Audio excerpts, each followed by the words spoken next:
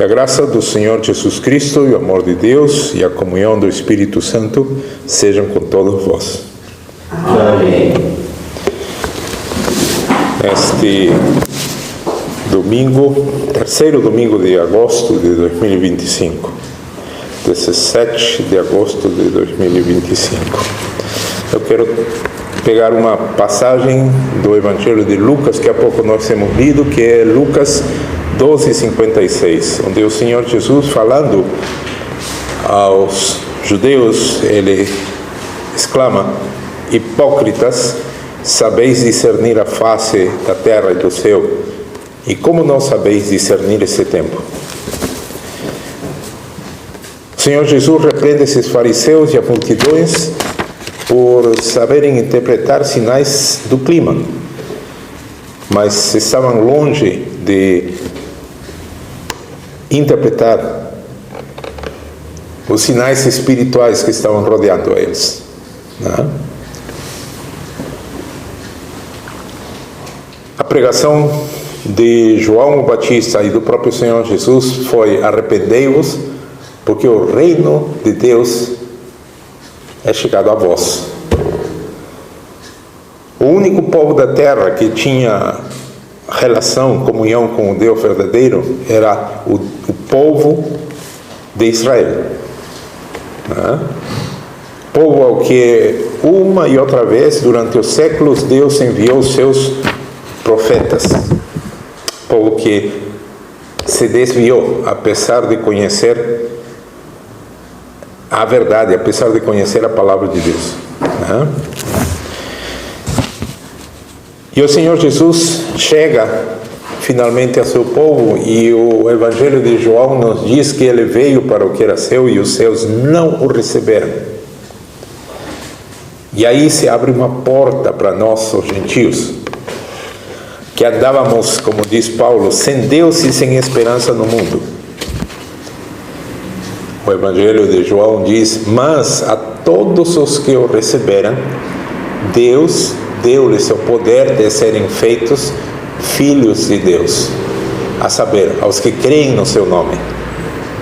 O apóstolo João continua dizendo: os quais não nasceram da vontade da carne, nem do sangue, né? Mas da vontade de Deus. E o apóstolo Paulo nos diz que esse novo nascimento acontece pela ação do Espírito Santo através da sua palavra, né? Mas aqui o Senhor Jesus, rodeado de uma multidão judaica, rodeado dos fariseus, o repreende e diz: hipócritas, sabeis discernir a face da terra e do céu, como não sabeis discernir esse tempo? O Senhor Jesus veio até eles e eles não o receberam, o rejeitaram. Tempo depois dessa frase do Senhor, alguns anos depois, talvez alguns que estavam aí, estavam na mesma multidão que diziam: crucifica-o, crucifica-o. O Senhor Jesus foi rejeitado pelo seu próprio povo. Não conheceram o dia da sua visitação, como está escrito na palavra de Deus. Mas pastor, então isso não tem a ver com a gente. Se não formos assim ao pé da letra, o que está aí em Lucas, desculpem, não tem a ver com a gente. Isso foi uma repreensão a esse povo que devia ter reconhecido o seu Messias, que devia ter reconhecido o seu rei, né? Mas o Senhor Jesus também falou algumas outras coisas. Por exemplo, em Mateus, não precisam procurar, Mateus 24, 37 a 39, ou em Lucas 17, 28 a 30, quando ele afirma que assim como foi nos dias de Noé, ou assim como foi nos dias de Ló, assim haveria de ser antes da vinda do Filho do Homem. Portanto, está se referindo aos tempos finais, praticamente, da história humana como a conhecemos. Hoje vemos os sinais convergindo. Tá? Alguém pode mencionar, por exemplo, 2 Tessalonicenses, capítulo 2, os versículos 3 e 4. Né? 2 Tessalonicenses 2, 3 e 4. Onde o apóstolo Paulo diz: ninguém de maneira alguma vos engane, porque não será assim, se referindo à vinda do Senhor, não será assim sem que antes venha a apostasia e se manifeste o homem do pecado, o filho da perdição, o qual se opõe e se levante contra tudo que se chama Deus ou se adora, de sorte que se assentará como Deus no templo de Deus, querendo parecer Deus. Então muitos pegam essa passagem assim como está traduzida, que está corretamente traduzida, mas nós sabemos que as línguas originais, essa passagem, por exemplo, está em grego, no original do Novo Testamento. As línguas originais são muito mais amplas que as nossas línguas modernas. As nossas línguas modernas são pobres em relação a isso. A que me refiro? O versículo 3 menciona que não será assim sem que antes venha a apostasia e se manifeste o homem do pecado, o anticristo, o filho da perdição, certo? Então são duas condições que tem que se cumprir: a apostasia e o aparecimento do anticristo. E aí nós levantamos o questionamento: a apostasia apareceu já na época dos apóstolos. Os apóstolos tiveram que lutar nas suas cartas, no seu trabalho apostólico lá na igreja primitiva, no século I, tiveram que lutar contra a apostasia. Haviam aqueles que negavam que Jesus era um homem de carne e ossos. Eles diziam que era só uma aparência, usando uma linguagem moderna, nós diríamos, eles acreditavam que fosse um holograma. Isso era uma apostasia. Outros acreditavam, não, é impossível. Por quê? Porque eram guiados pelo seu pensamento grego, onde o corpo, a carne é ruim, a alma é boa. Nós já vimos muitas vezes isso. Então, guiados por esse pensamento pagão, eles diziam: não, é impossível que Deus se tenha feito carne. Com certeza ele mandou um servo, ele mandou Miguel. Então essa heresia, que é acreditada hoje por duas das três grandes seitas no mundo, são mundiais: a Adventista do Sétimo Dia e o Testemunho de Jeová. Eles mencionam Jesus, o Senhor Jesus, falam, a linguagem parece cristã, mas não é, porque eles afirmam que é Miguel, o arcanjo Miguel, que se fez como se fosse homem. Então essas apostasias não é uma coisa moderna, já vem desde o primeiro século. Portanto, lendo aqui em Tessalonicenses 2:3, ninguém de maneira alguma vos engane, porque não será assim sem que antes venha a apostasia. Mas a apostasia já tem 2000 anos. Essa apostasia se manifesta de uma ou outra forma a cada século, a cada certa época, se manifesta de maneiras completamente diferentes. Nós estamos hoje rodeados de apostasias. As chamadas igrejas evangélicas, muitas delas de evangélicas não têm nada, muito menos de cristãs. Mas são grupos onde a cada domingo, a cada sábado, ou durante a semana se reúnem centenas ou milhares de pessoas, com seus pastores e pastoras à frente. Isso é apostasia. E quando vamos ver a sua cristologia, são ensinamentos absurdos, em alguns casos até diabólicos, porque o próprio apóstolo Paulo disse claramente: nos últimos tempos se desviarão da fé, dando ouvidos a ensinamentos de demônios, né? E se rodearão desses mestres, doutores,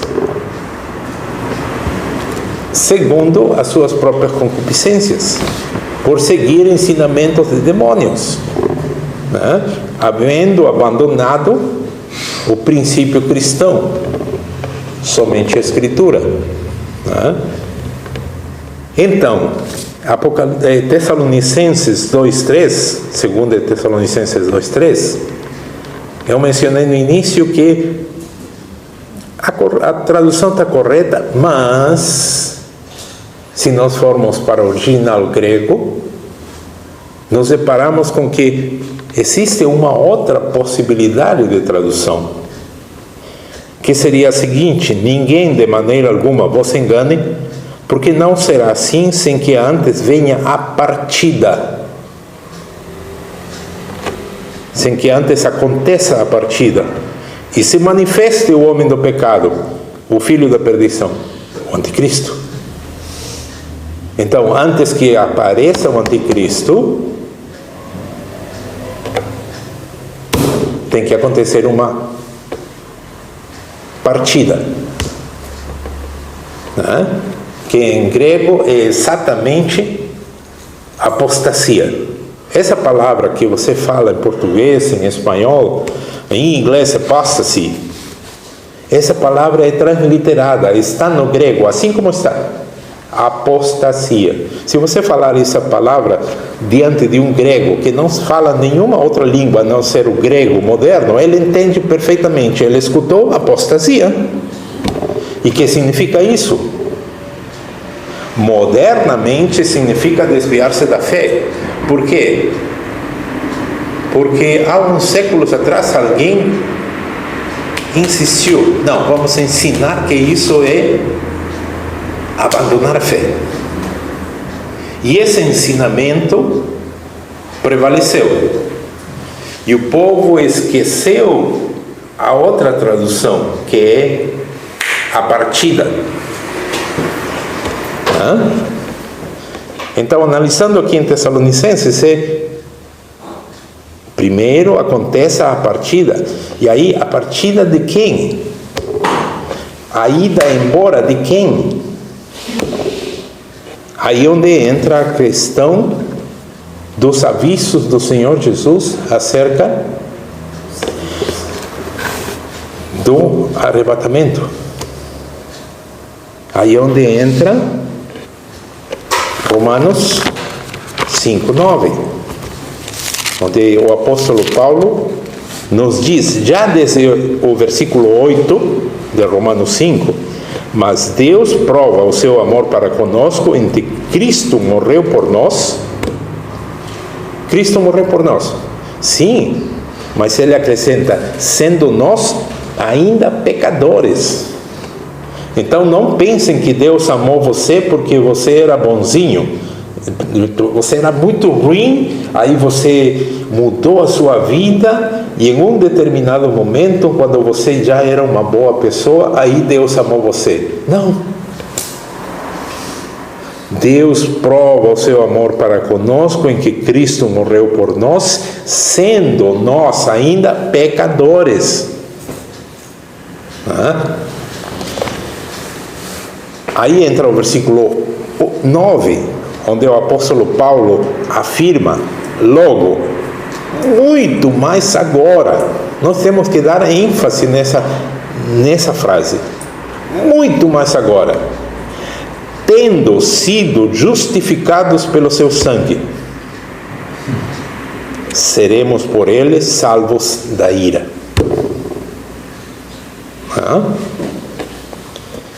Por coincidência, o outro 5:9 é Tessalonicenses. Na sua primeira carta, no capítulo 5, versículo 9, o apóstolo Paulo nos diz o seguinte: porque Deus não nos destinou para a ira, mas para a aquisição da salvação por nosso Senhor Jesus Cristo. Os dois 5:9, lembre isso sempre. Romanos 5:9 e Tessalonicenses 5:9. Onde está bem claro que nós não fomos destinados, a igreja não foi destinada para isso. Domingo passado eu peguei aquela passagem da parábola dos trabalhadores. Uns trabalharam o dia inteiro, na primeira hora do dia foram contratados. Outros trabalharam apenas 9 horas. Na hora terceira do dia, o dono daquela plantação os contratou. Outros ao meio-dia foram contratados, outros às 3 horas da tarde, às 9 horas, foram contratados. E finalmente houve aqueles que foram contratados uma hora antes de finalizar a jornada. Lembram? E aí, vendo essa passagem, nós percebemos que todos receberam o mesmo pagamento. Não houve aí, não, mas esses aqui trabalharam mais, então vamos dar a mais para eles. Não houve isso. O acerto foi 1 denário pelo serviço. Não foi por quantas horas, foi pelo serviço. E nós poderíamos pegar essa passagem, eu disse isso domingo passado, e ver que durante toda a história a igreja enfrentou dificuldades, enfrentou tribulação. Alguns nós lemos aí em Hebreus capítulo 11, enfrentaram tortura. E muitos cristãos, muito sérios e firmes, vendo isso, chegam à conclusão que a igreja vai ter que passar pela tribulação. Porque a igreja do fim não é nada melhor do que a igreja do primeiro século, do segundo e do terceiro, que sofreu perseguição dos romanos. Realmente, nós não somos nada melhores do que eles. De maneira alguma nos sentimos superiores aos cristãos da igreja primitiva. Só que esses irmãos que são conhecedores da palavra chegam a essa conclusão. Então, nós temos que sofrer igual. Seria a mesma coisa que pensarmos, espera aí, nós somos aqueles que fomos contratados à última hora, trabalhamos 1 hora, e esses nossos cooperadores, co-trabalhadores, trabalharam 12 horas, eu vou ter que trabalhar mais 11 horas. Não, acabou. Já acabou a jornada, você já recebeu o seu salário. Não fique pensando que você vai ter que trabalhar 11 horas para igualar aqueles do primeiro. Percebem? É a mesma coisa. A igreja de cada século, a igreja de cada época, foi tratada de uma maneira, foi tratada de acordo com a vontade do Senhor. E se a igreja primitiva, de acordo com a vontade do Senhor, teve que sofrer tais tribulações, isso não significa que o Senhor tenha determinado para a igreja do fim as mesmas tribulações. Pelo contrário, o apóstolo nos diz claramente aí em Romanos 5:9 e Tessalonicenses 5:9, que a igreja do fim não está destinada para a ira a ser manifestada sobre o mundo. Essa ira a ser manifestada sobre o mundo é a ira que nós encontramos em Apocalipse. Então, infelizmente, muitos desses nossos irmãos são cristãos E eles acreditam piamente que a igreja do fim haverá de passar por toda a tribulação, todas as 7 taças de ira, só desgraças que aparecem no Apocalipse. Não? Voltando para Lucas 12:56, não sabeis discernir o tempo? Assim como foi nos dias de Noé, Deus destruiu todo mundo, inclusive Noé e sua família. Não! Noé e sua família, Noé e sua esposa, seus 3 filhos e as esposas desses 3 filhos foram salvos. O mundo inteiro pereceu. Mas houve salvação para esses pouquíssimos. A criação inteira foi coberta pelas águas. Tudo que havia fôlego, tudo que tinha fôlego de vida, faleceu, pereceu, coberto pelas águas, diz a palavra de Deus. Não ficou nada, nenhum animal. Não! Noé, instruído por Deus, preparou um barco imenso do tamanho de um transatlântico moderno, né? E animais, 7 casais de cada, 7 pares de cada espécie limpa foram salvos dentro da arca. E muitos imaginam Noé e seus filhos indo caçar os animais. A Bíblia não diz que eles foram caçar os animais, que eles foram preparar arapucas para pegar os animais. A Bíblia diz claramente que os animais vieram até a arca. Né? Então, pensar que tudo foi destruído, pensar que toda a humanidade do fim terá que passar pela tribulação, não está de acordo com a palavra de Deus.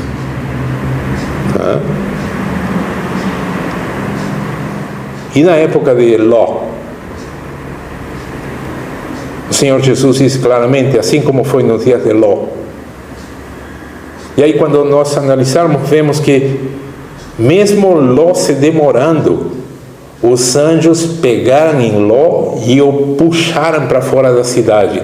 Ele, sua mulher e suas filhas. E advertiram, não olhem para trás. E a mulher de Ló, a palavra de Deus diz que ela virou, olhou para trás. Quem sabe com saudade da casa que ela estava deixando. Né? E daí nós podemos tirar outra lição para nós.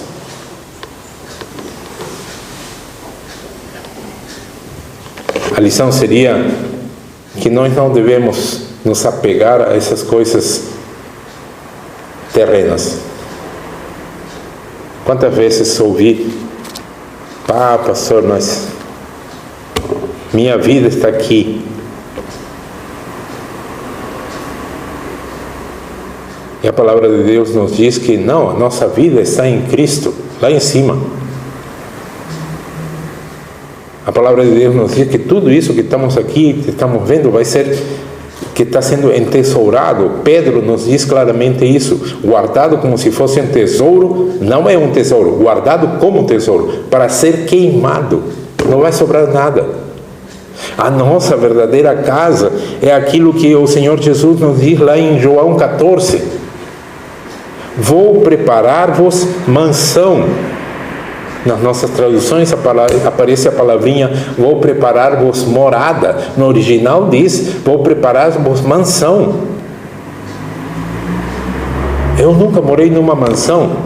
Mal era uma casa boa, uma casa, aquilo que nós chamamos de uma casinha decente, né? Mas jamais morei numa mansão. Eu entrei em alguns lugares que se poderia dizer era uma mansão, Mas nem assim, né? Aquilo que ultimamente apareceu nas notícias, né? Estados Unidos congelou os bens, não sei o que lá, a mansão de não sei quantos milhões de dólares. Imagina isso, né? Você ter uma mansão de 100 milhões de reais lá numa cidade dos Estados Unidos. Imagine o tamanho dessa coisa. A cada noite esse ser humaninho tem que dormir. Vai dormir em um quarto das 50 suítes que tem essa mansão, sei lá, eu imagino, né? Vai acordar, se o dia estiver quente, vai nadar em uma das 5 piscinas que tem a mansão. Aí fica pensando, para que tudo isso? Para quê? É um ser humaninho com 50 suítes. É um ser humaninho com 5 piscinas. Olímpica. Mal e mal ele consegue se sustentar a flote. Para quê? Por isso a palavra de Deus nos diz, tudo isso, tudo que está no mundo vai ser queimado, não vai sobrar mais nada. Nós esperamos novo céu e nova terra. A nossa morada não é nada disso. E o que aconteceu com a mulher de Ló? A Bíblia não nos diz, mas nós podemos pensar que ela virou o rosto, virou a cara, né? Para olhar o que ela estava deixando para trás, com saudade talvez. E nesse instante foi convertida em estátua de sal, né? Assim como foi nos dias de Noé, assim como foi nos dias de Ló. Lucas 12:56 nos diz que nós devemos discernir o tempo. Nos dias de Noé havia corrupção e desprezo pelo juízo. Nos dias de Ló havia imoralidade e desprezo pela santidade, que é exatamente o que nós estamos vivendo hoje. Corrupção e desprezo pelas coisas corretas, né? Nós vimos que a apostasia não é uma coisa nova. A apostasia vem acompanhando a igreja verdadeira desde a época dos apóstolos, né? Então, quando o apóstolo Paulo nos diz que ninguém de maneira alguma vos engane, porque não será assim sem que antes venha, ele diz bem claro, sem que antes venha a apostasia, mas ele já estava rodeado de apostasia. O apóstolo Paulo sabia que estava rodeado de apostasia. Então, quando ele escreve isso, ele deve ter pensado, sem que antes venha a partida. E não sem que antes venha o engano, porque ele sabia que já estava rodeado de engano. Ele mesmo lutou contra o engano.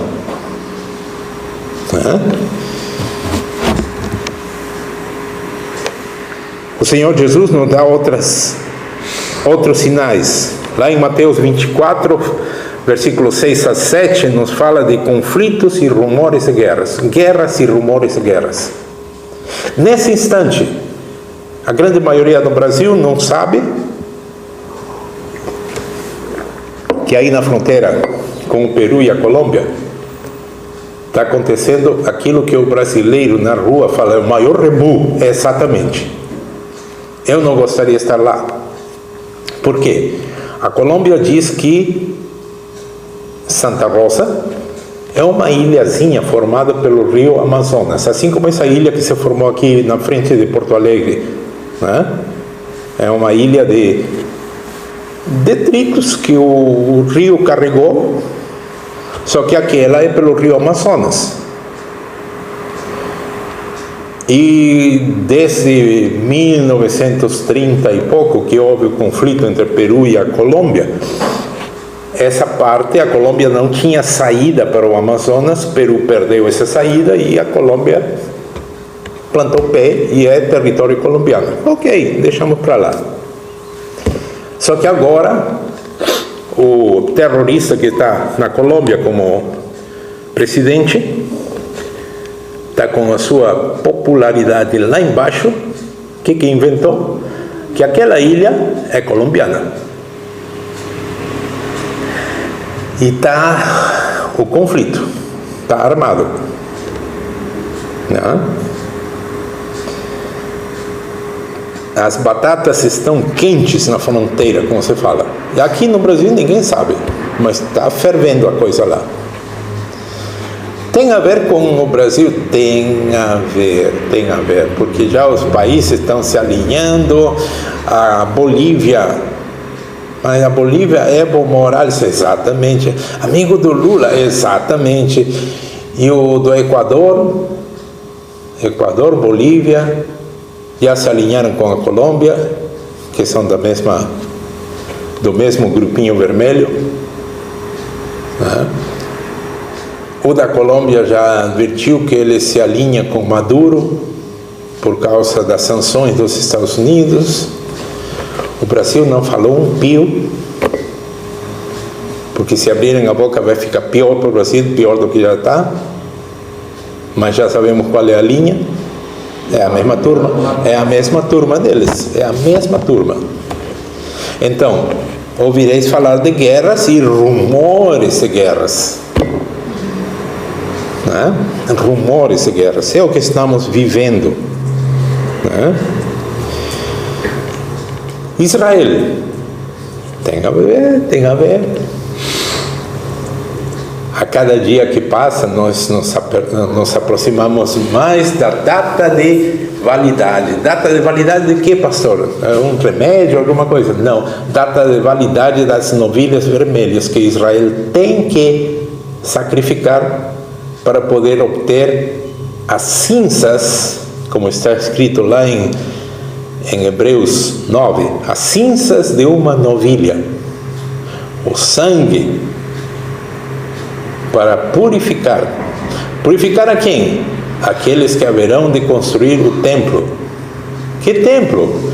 O templo tem que ser reconstruído, porque o anticristo, aquele homem do pecado, filho da perdição, haverá de se adentrar naquele templo e se apresentar como Deus. E aí? Me parece que até outubro deste ano, 2025. Depois dessa data, essas novilhas já não poderão ser usadas. Por quê? Porque já terão passado sua data de validade. A Bíblia diz 3 anos e meio. E essas novilhas já terão passado dessa idade. Não poderão mais ser usadas. Então, tudo está apontando para o cumprimento de profecias, acerca das quais o povo não está atentando. Assim como o povo, na época de Noé, não atentou para os sinais, assim como o povo de Sodoma e Gomorra e as outras 3 cidades não atentaram, assim também haverá de ser com a humanidade do fim.